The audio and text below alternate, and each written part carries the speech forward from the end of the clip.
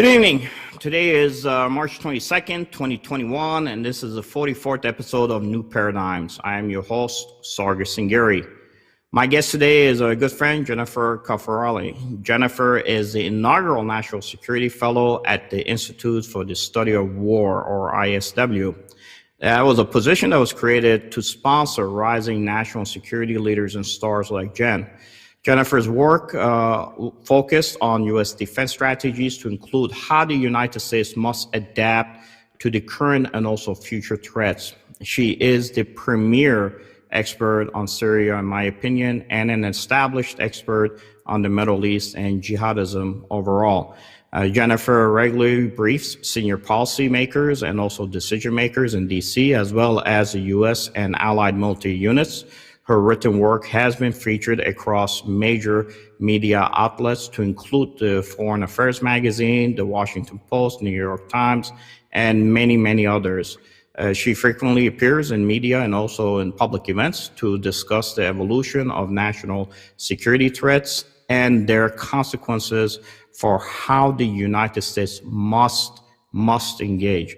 Jennifer previously served as the ISW's research director from 2019 to 2020, where she was responsible for not just only setting their organizational research priorities for ISW, but also overseeing their execution by ISW teams of open source intelligence and also analysis.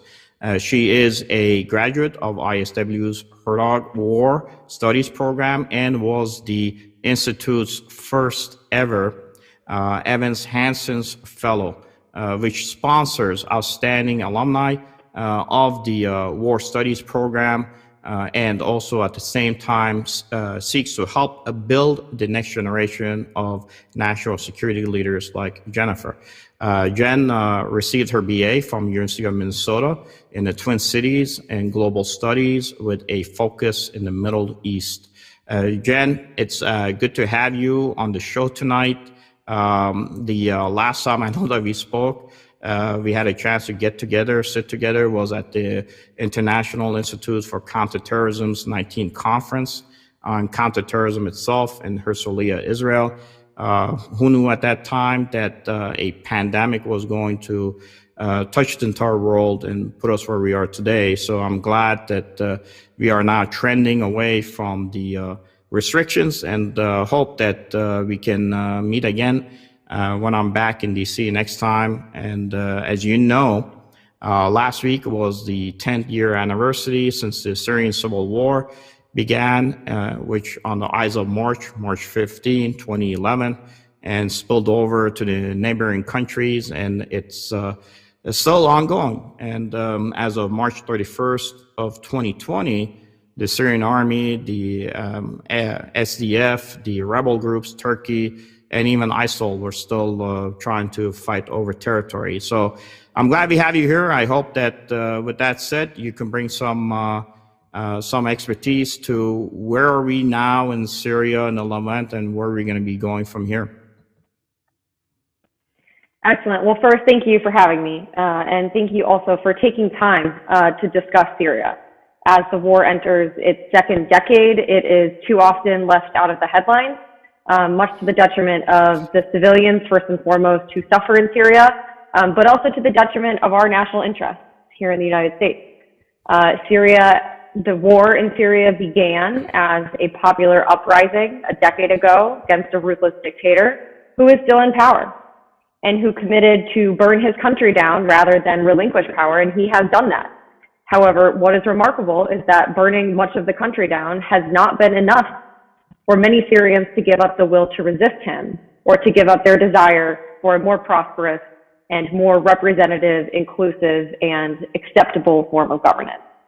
That's remarkable. But what is also remarkable in a negative sense is just how brutal and internationalized this war has become in the past decade. And it's a very negative sign of where this conflict could go if it is allowed to continue to brew for another decade to come. What started as that popular uprising by the people against a dictator has now transformed into a war that is increasingly internationalized. What that means is there are foreign militaries that have deployed to Syria, including the Russian military, the Turkish military, elements of the Iranian military, and of course elements of the U.S. military who are deployed first and foremost in a counter-ISIS capacity in eastern Syria. But Syrians are now also being enlisted as mercenaries by many of these actors to fight elsewhere. And many Syrians have been put in such a desperate situation that they have accepted contracts for very minimal pay from the Russians or from the Turks to go fight for interests that are not theirs, and to become essentially cannon fodder in many respects for these more internationalized conflicts. And what we have, therefore, is a people that continues to suffer in Syria, and a conflict that is increasingly difficult to put out because it is increasingly intertwined with other regional issues. And unfortunately for the U.S., that makes solving the Syrian conflict or developing a policy incredibly complex, because this is not a linear war, and solutions to it will not come easy nor rapidly. No, I don't think they will. And I know that we first have to see is how did we get here to begin with. I was asked in 2015 to comment on what happened. There's a short video in an interview that was done. I'm going to show that and kind of reset it for the question that I want to follow up with, if possible. He said we need to tweak the strategy. That would be the White House press spokesman. We need to tweak the strategy. What is the strategy, in your opinion? I don't think your enemies or your friends know what the strategy is, and I think that's where the problem begins. They have to know what the red lines are, and they have to understand if they're crossed, that they will be punished. In this setting, you cannot get to a point where you can even try to negotiate for a positive outcome for United States. So you have to have a concise strategy. It has to be explained to everybody. The American public has to understand it. And then if we have to go to war in order to accomplish that strategy, Department of Defense, Department of State assets have to be able to gear themselves up to execute it. Mm-hmm. I guess, Jen, look, I would ask you, how do we get here? To begin with, and what is the trajectory of the war going forward? Because when I was asked this question in 2015, I still don't think we understand the strategy. Maybe a lot of people don't understand the dynamics and the power brokers and what they're doing to determine as far as what the next phase of this civil war is. If you could give us some insight on that, much appreciated. Absolutely. Well, I certainly agree with the comments that you provided in that interview. And I would simply add that we don't understand the strategy because there is not a coherent one. And that's why it's confusing. Over the course of the conflict, the U.S. has tried to do a number of things, usually separately and in a disjointed manner.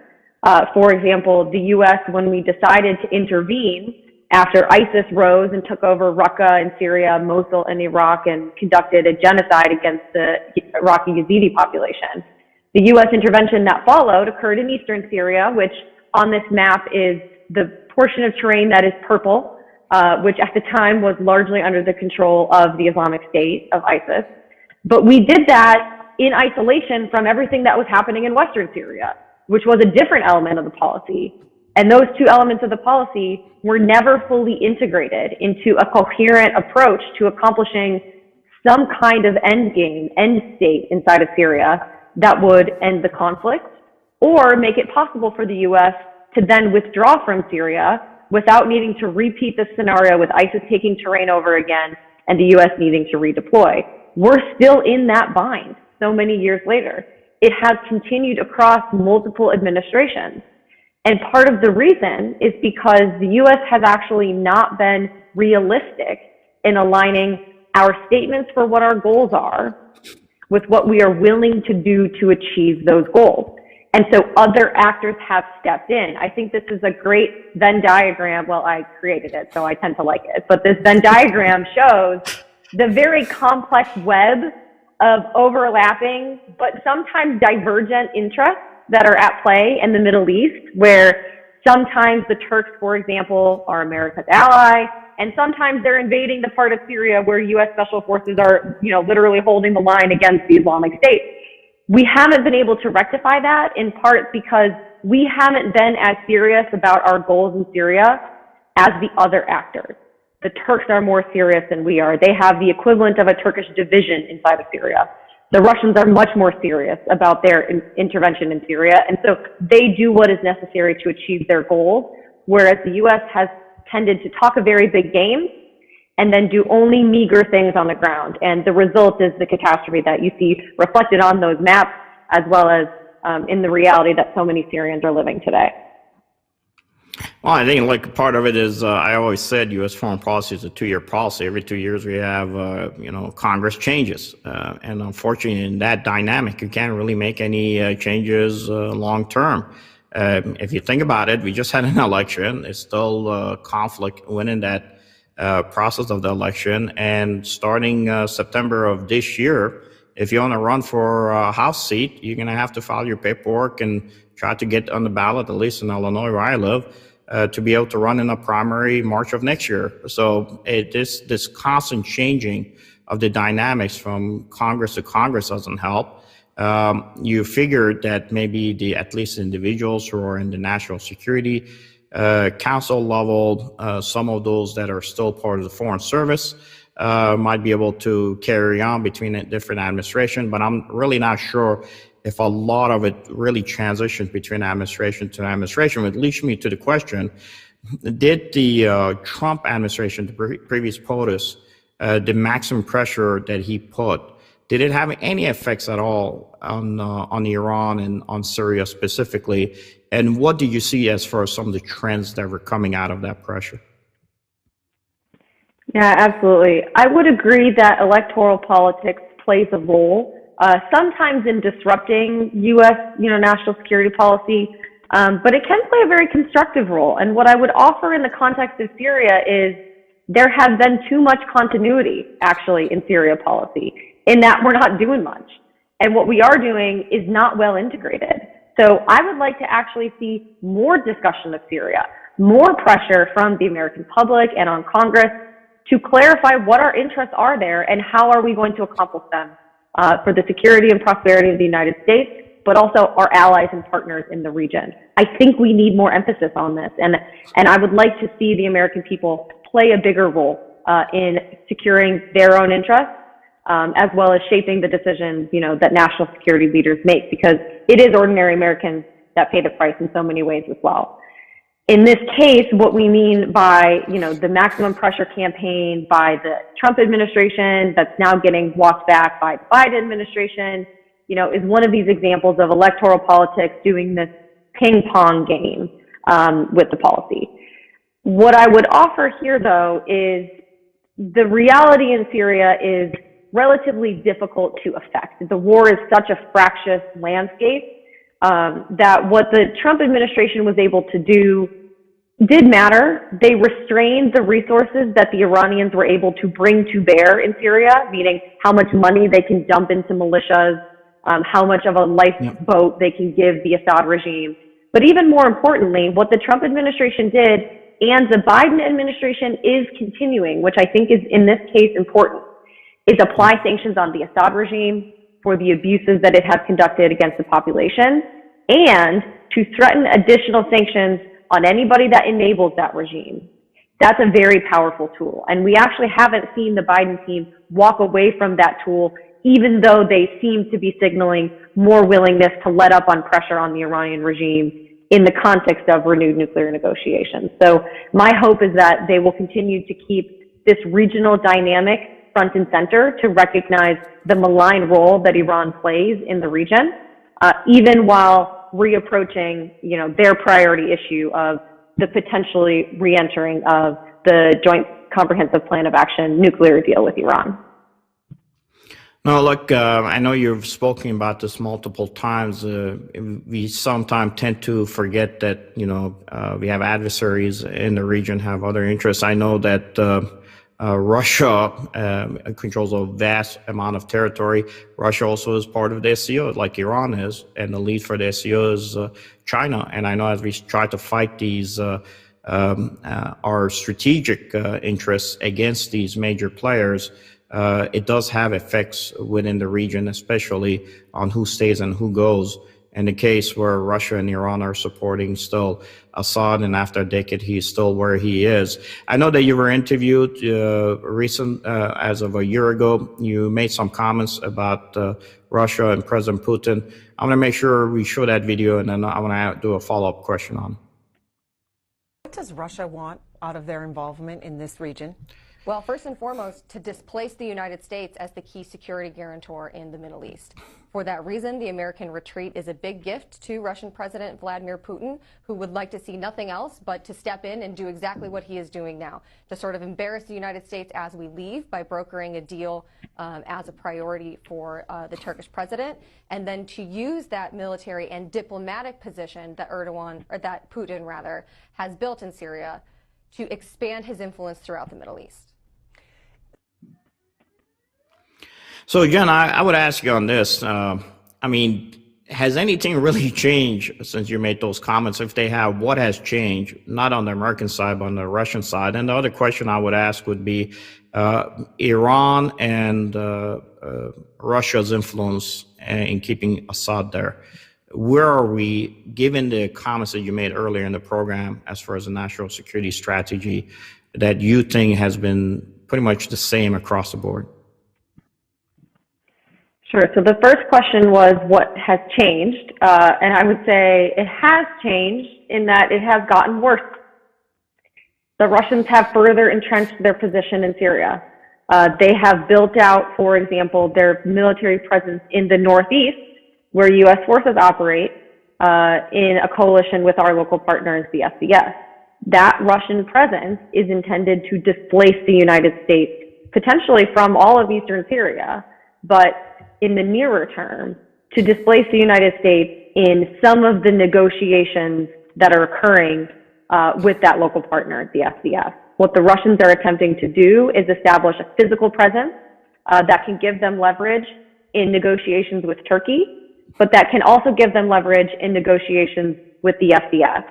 Russia's goal has been to broker a deal between the SDS and the Assad regime that would essentially reincorporate the American partner into the Assad regime and thereby, kick us to the curb or send the U.S. for the exit in a deal that ultimately would mean that the U.S. went to Syria, helped fight and defeat the Islamic State to hand that victory over to Assad.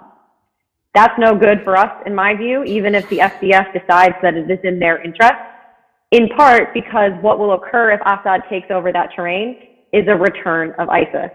And I raise that because the Russian presence in Syria and the continued expansion of Russia's military capability, therefore, in Syria, causes some people to say, well, shouldn't we just let the Russians solve the ISIS problem, right? Do we really need to be there? Perhaps we'll give Russia this, problem and we'll abandon ship.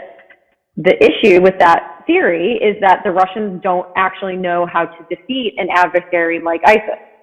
They don't have the kinds of capacities in the theater that they would need to defeat a rising ISIS insurgency. And we're actually watching them in real time fail to get ISIS under control in central Syria, where ISIS is resurging the fastest because it's territory that's beyond the reach of the U.S. forces and the SDS that are concentrated essentially east of the Euphrates River.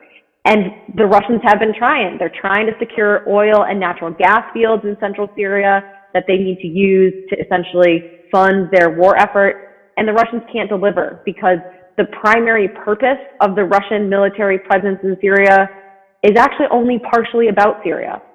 The Russians are using the presence in Syria, as I mentioned in that video, to project military force elsewhere. The Russian military base on the coast is used to send Russian mercenaries and private contractors into Africa, into actually multiple African states. It's a global force projection capability that the Russians are building in Syria. And that is getting worse the longer that the U.S. essentially holds on in eastern Syria and hopes for a diplomatic end to the conflict. I do indeed hope for a diplomatic end to the conflict, but hope is not a method, as a famous expression in my corner of the country goes. And unfortunately for us, the Russians do have a coherent vision for what they're trying to achieve in Syria. It's minimal. They're not going to try to rebuild the country, and they're not trying to reach lofty goals. They're actually largely okay with a certain amount of violence and instability inside of Syria, so long as they can continue to build that global capability. The Iranians have a similar approach. This is part of their regional strategy. They're continuing to invest in Syria despite the cost that the United States and actually the Israeli Air Force are imposing on Iran and Syria. And the Turks, likewise, they've committed in a major fashion, actually on the opposite side of the war, to defending their interests in Syria. And none of that is going to be resolved anytime soon. And so you have a local conflict that continues on between the Syrian population and their dictator. And on top of that is layered all of this complex international jockeying for power and influence, which is unfortunately getting worse and drawing more military capability into Syria rather than less. You pretty much laid it out on what is happening within the region, especially in Syria, and how it's going to affect the Levant. And if you think about it, you go back 10 years ago, you had teenagers who were under fire.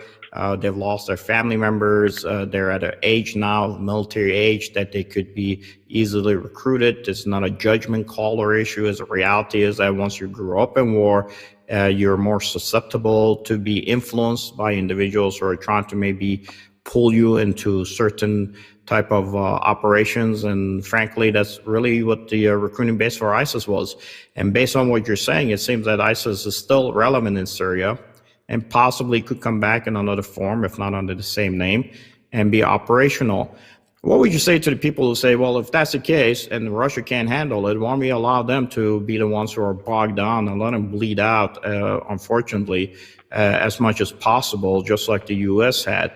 It seems like, I had written an article calling it the Eyes of March 5 years ago, and everybody who was involved in that Eyes of March when Caesar was killed along with him. So all the conspirators, and it led to nothing more than the fact that you had civil war in Rome, and it took decades before it could resolve itself. And it seems like the same thing is going to happen here, that a lot of these groups are going to have to kill themselves fighting and switching sides, not knowing where we're going to be leading in the future. We've seen the effects on us through refugees that have been released through Turkey into Europe, and what it has caused the Europeans with the influx of these individuals who are come in and really are not bound to be able to be part of the Western societies.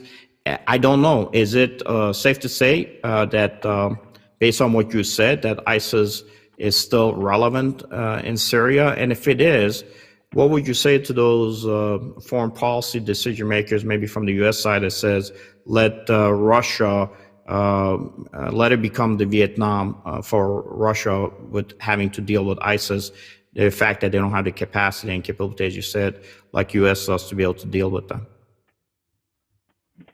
Sure. So the first thing I'll say is, unfortunately, the Russians are actually not bleeding in Syria. This is one of the misconceptions where it can seem like because the war is getting worse, that's bad for Russia somehow, that it's draining their resources or imposing casualties. But that's actually not the case, because the way the Russians have designed their operations, they have very minimal risk to their own military forces in Syria. They have taken some casualties, and that has slowly increased over the course of the last few years, but it's still very limited, with the notable exception of the time that the Russian private military contractors attacked a position held by the U.S. local partner, causing the U.S. To need to respond to defend our forces and our partner, which was a very high casualty. They have not forgotten nor attempted again. So that's the extraneous case. But on the whole, what the Russians are doing is similar to an expression that we use to describe how the Iranians fight, where we say the Iranians are happy to fight against ISIS until the last Iraqi, where they will use their Iraqi proxies to take all of the burden of those casualties and not risk their actual own forces. The Russians are doing something similar. They're fighting for their very limited interests to protect oil fields, not to defeat ISIS, just to protect oil fields and other key installations. And they're increasingly doing it to the last Syrian, where they're allowing Syrian units that they are recruiting shoulder that burden. Russian military or Russian military contractors don't take those casualties. So we need to make sure we don't impose our own goals on the Russians, right? Just because we want ISIS defeated, it does not then follow that the Russians want ISIS defeated, even if they should. No. It's not that high on their priority list.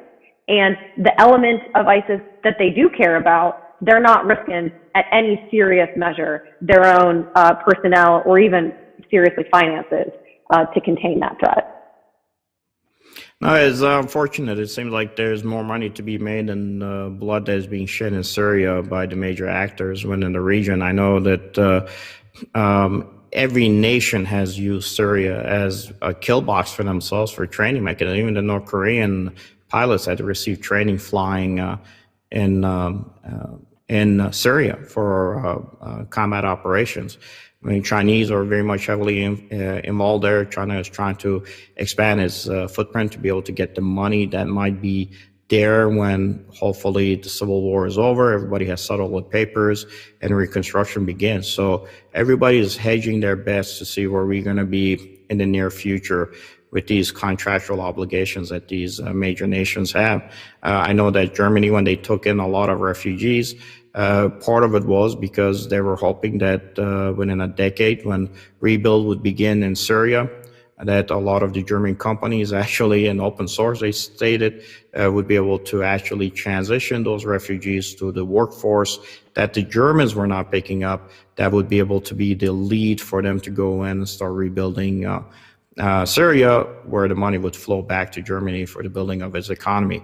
It is unfortunate, but it's the reality of what, based on what you're saying, seems to be happening within the region, with some of these nations having, 100-year plans as far as what they want to achieve there globally. Let me ask you a question now, as we're getting close to closing out the program.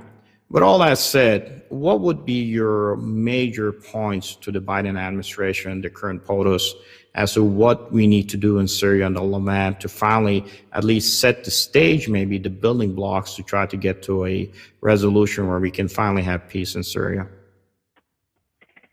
Thanks. What I would say first is actually to pick up where you left off.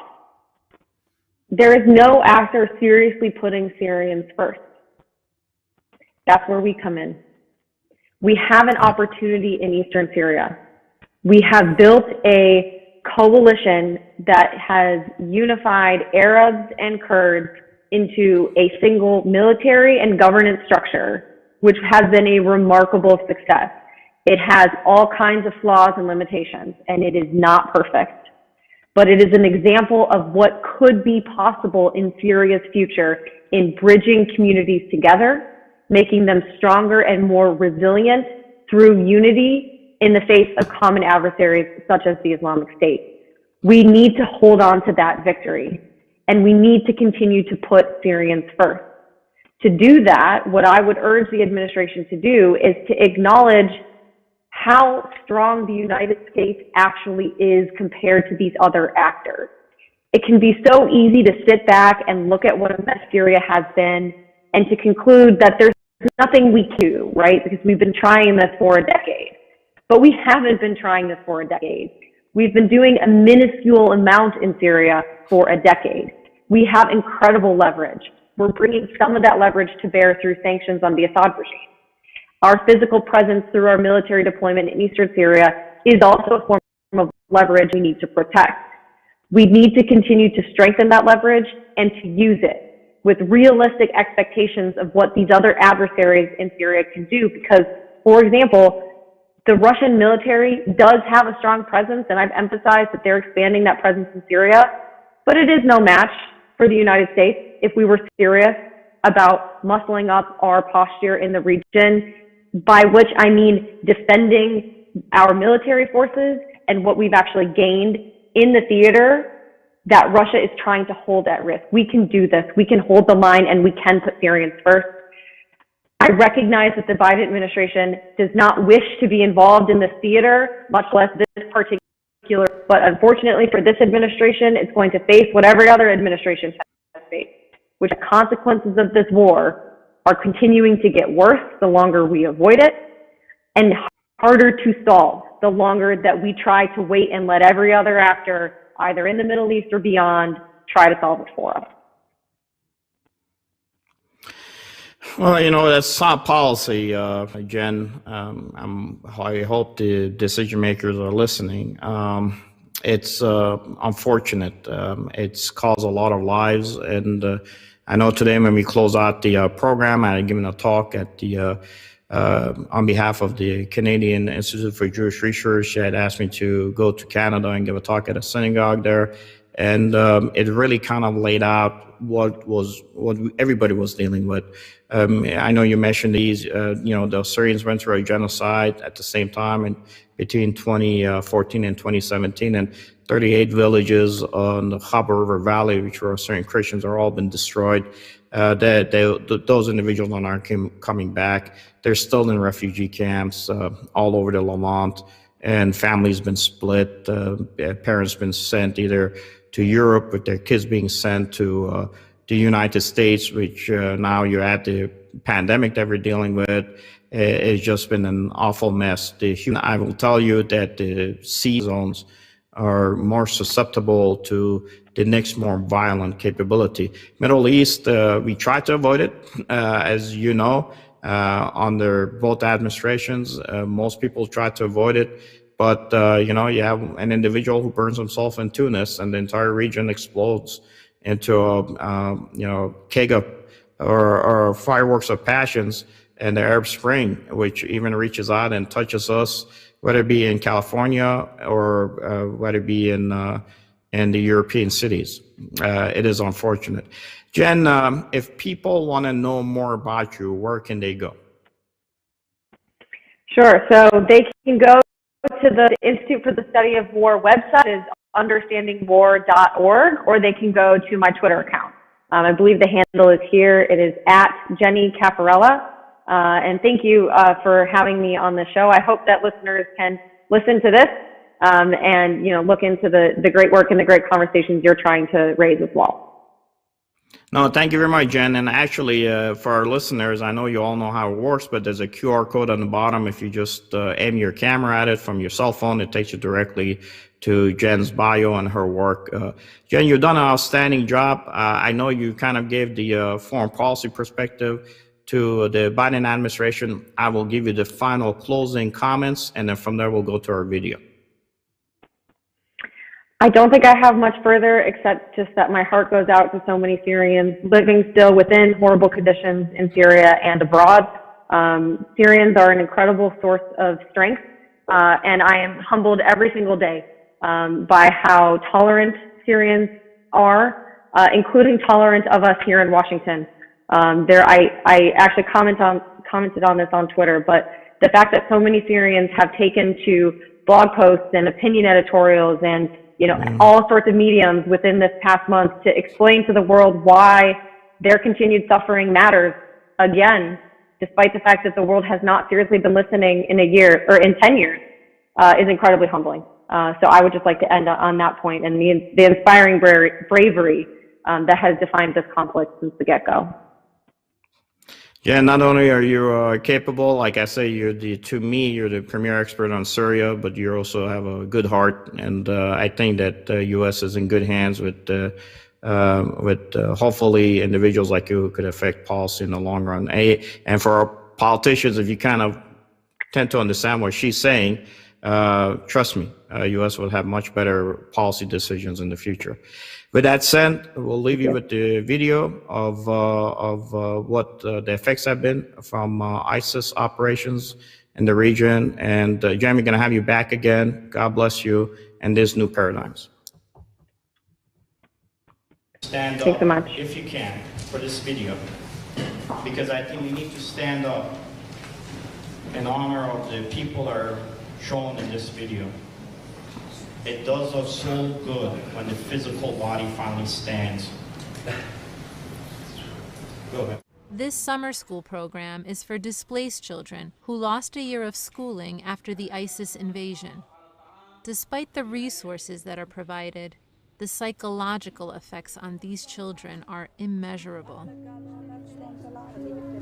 أول شيء داعش من كانوا يضربون أول هوا انضربه كان وقع قدام بيتنا وأمي خافت وصار بيها ورم سرطاني.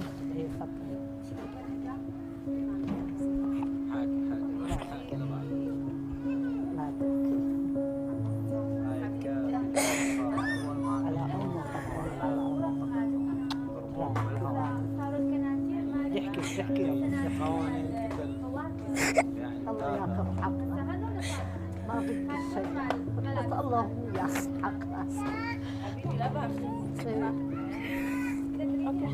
يعني نحتاج لو الدول لو يخلونا امان ورجعونا على بيوتنا، لو يخلونا هجرة جماعية نروح على اي دولة بس نعيش.